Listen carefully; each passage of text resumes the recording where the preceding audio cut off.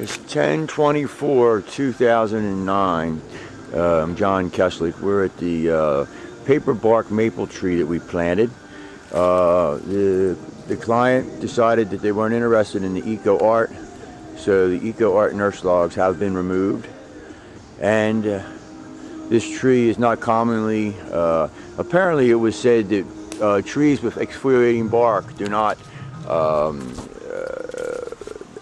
attract buck, and I do think Ecoart nurse logs will reduce buck injury to trees when installed. This tree here, though, however, the buck have obviously visited this tree, and that's a pretty serious wound. And there's not much we can do now, but we'll know in the future. And we're going to go visit a cherry tree that we planted that we did use Ecoart nurse logs. It stayed in place, and we'll see if that has had any buck injury. Hopefully we'll get that phone call today and go find out. And then we have just pruned this tree now, just the upright branches just a little bit to make sure this stays a compact tree, even though it's supposed to be one. Usually things that are supposed to be compact don't usually stay compact, and trees that buck don't usually bother, you know. So anyway, we're going to put a little green fence protection up to keep the antlers off that won't block the sunlight energy from being trapped from what green cortex remains. But this is a serious wound, and so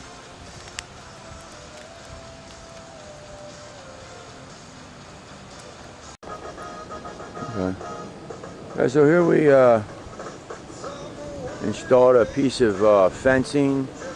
It's not going to rub or not going to injure the tree, and it's not going to block the sunlight energy like tree wrap would if we wrapped it, because the tree's trunk has a green cortex, and that green cortex acts as a huge leaf over the winter when there's no leaves on the trees and the temperature goes above 40 degrees Fahrenheit. And then people ask, well, how do they exchange gases when there's no leaves on the trees? And well, there's little spots you can often see on the bark.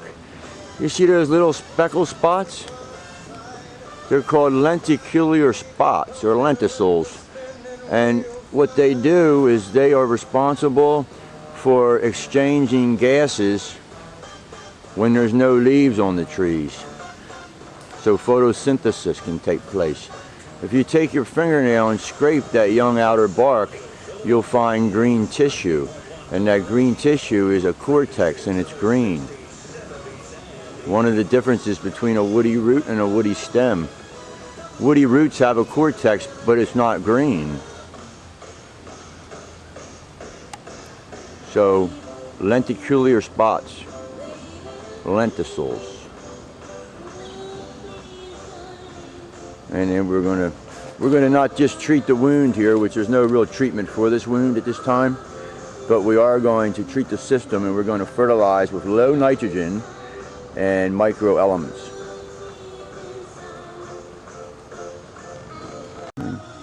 It's 10/24/2009, and we're mixing up some liquid sea kelp here.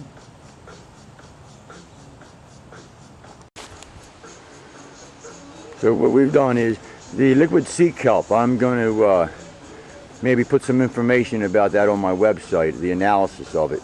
Low nitrogen, most of the microelements that we're looking for. I'm going to show you how I apply it. I apply it right to the soil in liquid form, so that it will work its way into the rhizal plane, which is usually in the upper 4 inches of soil. And I'm not going to fertilize the trunk. I'm going to fertilize away from the trunk, just like we would her. Okay, now I've actually mixed 1 cup of liquid sea kelp to 5 gallons of water, and I'm going to try to apply that around the area where we want the roots to be and where we hope they are.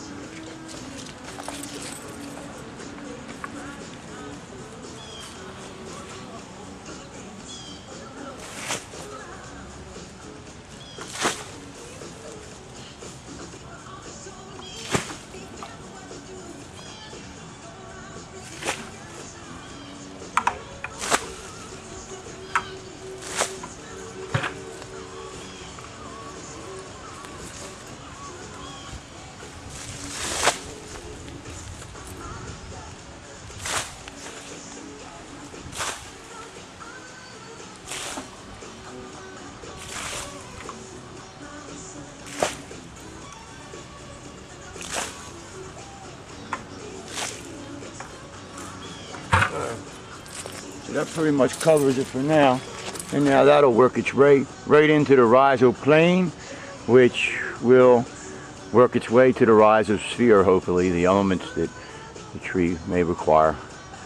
The only elements that are not in the kelp, they're not listed, is molybdenum and nickel and